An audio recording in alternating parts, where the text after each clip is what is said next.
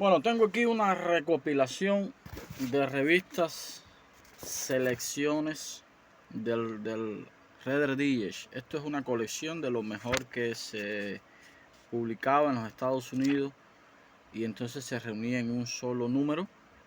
Es decir, las mejores publicaciones de los distintos periódicos, las distintas revistas, se reunió en un solo número y era la selección de selección. Y tengo aquí un escrito que quiero leértelo para que meditemos un poco. Se llama Tras el velo del más allá.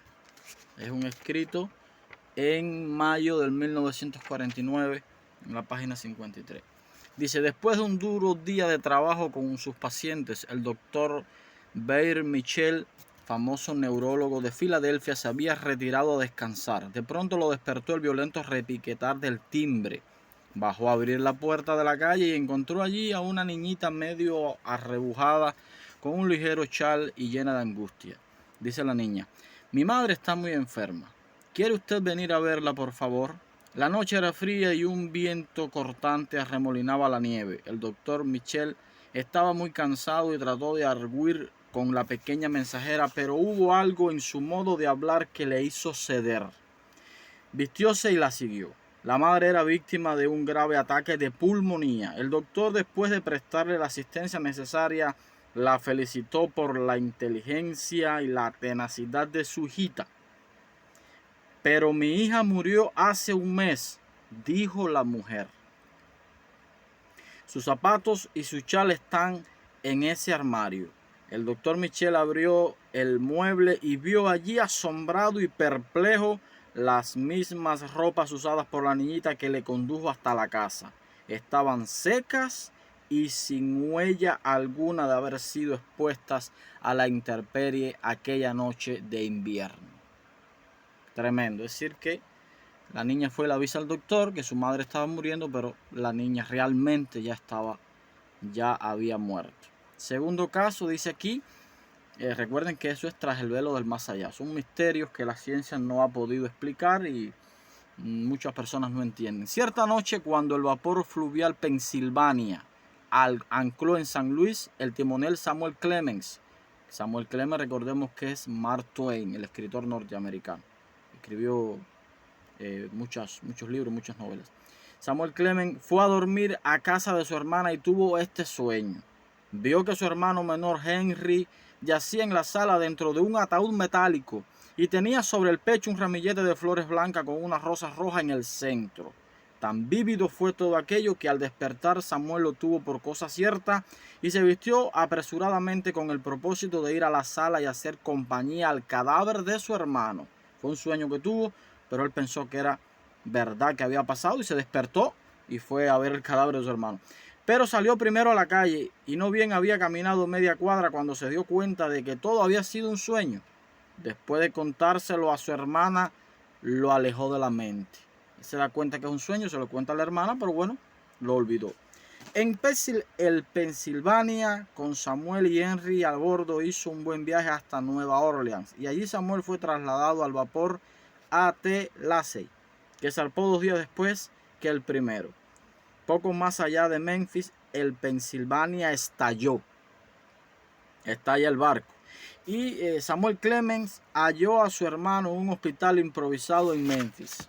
Bueno, al final estalló el Pensilvania y Mark Twain encuentra a su hermano en Memphis, junto con otros 30 heridos graves. Su caso era perdido y murió 6 noches después del accidente. Samuel vio llevar el cadáver a la cámara mortuoria y después, agotado por el dolor y la tensión nerviosa, se durmió. Muchas horas después fue a ver dónde yacía Henry. Los ataúdes proporcionados para los otros muertos eran de madera sin pintar, pero la juventud y el semblante atractivo de Henry Clemens habían despertado el interés que las damas de Memphis le compraron un ataúd metálico. Es decir, las damas de Memphis le compran un ataúd metálico a Henry Clemens, el hermano de Mark Twain, de Samuel. Samuel Clemens vio a su hermano tal y como lo había visto en el sueño. Lo único que faltaba era el ramillete de flores, pero a poco de estar allí entró una anciana llevando a Henry un gran ramo blanco, en el centro del cual había una sola rosa roja, exactamente como lo sueña Mark Twain, la muerte de su hermano, el ataúd metálico y las rosas blancas y las rosas rojas. Otro ejemplo, una tarde de diciembre iba yo caminando por el Boulevard Michigan de Chicago cuando de pronto la calle y la gente se me desvanecieron. Ante mí, como en la pantalla de cine, surgió una faja de césped a lo largo de la cual corría una verja de hierro. 3 árboles jóvenes de un verde primaveral se erguían a un lado. En la distancia, las chimeneas de una fábrica lanzaban su negro pulmón al cielo. Cerca de los árboles había un pequeño círculo de hombres y mujeres vestidos de negro. En el camino frente a la verja se detuvo una limusina de la cual bajaron 2 hombres y una mujer enlutada. La mujer era yo. Gentilmente los hombres me urgían a que caminara hasta que me hallé entre el grupo, mirando hacia un hoyo en medio cavado en el césped y en el cual alguien estaba colocando una pequeña caja con tierno cuidado. ¿Qué hacía yo allí?, se pregunta ella. Reconocí los rostros de los parientes de mi esposo, tristes, surcados de lágrimas. Solo faltaba él. Entonces supe lo que había acontecido.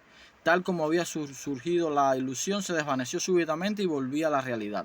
El sentido común me obligaba a descartar todo aquello como una loca quimera nacida de la tristeza que me causaba la ausencia de mi marido. Es decir, ella pensó que era algo por la ausencia de él y que se sentía perturbada. El siguiente mes de febrero recibí noticias de la China diciéndome que mi esposo había muerto y sus cenizas eran enviadas a Chicago. El 30 de mayo fui con mis cuñados en una limusina al cementerio de Rosen Hill, que nunca había visto, y los hombres bajaron, me aguardaron por un instante, pude alzar los ojos, luego miré, allí estaba el césped primaveral, los 3 árboles jóvenes, las verjas de hierro, las chimeneas en la distancia y también el hoyo cuadrangular del tamaño adecuado para recibir la pequeña caja que contenía las cenizas de mi esposo. En aquel día de diciembre yo había visto a través del velo del tiempo este otro día que señala el fin de una etapa de mi vida. Es decir, ella sueña exactamente todo lo que había de acontecer. Bueno, el último y el más importante de estos casos, Abraham Lincoln. Voy a leer, no lo voy a decir con mis palabras, sino lo voy a leer. Dice: días antes de ser asesinado, Abraham Lincoln refirió a su esposa y a su amigo Ward Hill Lamont un sueño que había tenido. Escuche lo que sueña Abraham Lincoln. Yo iba de cuarto en cuarto en la Casa Blanca sin distinguir ser viviente, pero un rumor de sollozos llegaba a mí. Entré al Salón del Este, allí ante mis ojos había un catafalco en el que descansaba un cadáver envuelto en vestiduras fúnebres. En torno montaban guardia algunos soldados y se apretaba un gran gentío. Unos miraban tristemente el cadáver, otros cuyo rostro estaba cubierto y otros sollozaban. ¿Quién ha muerto en la Casa Blanca?, pregunté. Es decir, pregunta Abraham Lincoln a uno de los soldados.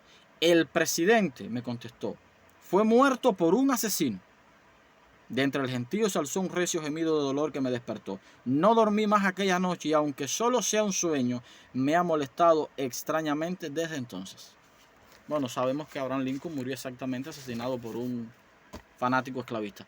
Y a todos estos casos se une el de Antonio Maceo y Grajales, héroe de los cubanos, que días antes de morir en San Pedro, en Pinar del Río, él le cuenta a la escolta que había tenido un sueño que lo habían matado. Y se lo cuenta a la escolta, y sabemos también que pues Antonio Maceo muere el 7 de diciembre de 1896. Esto es para analizar y para pensar el velo del más allá, algo que se comunica con nosotros y personas que tienen sueños de este tipo.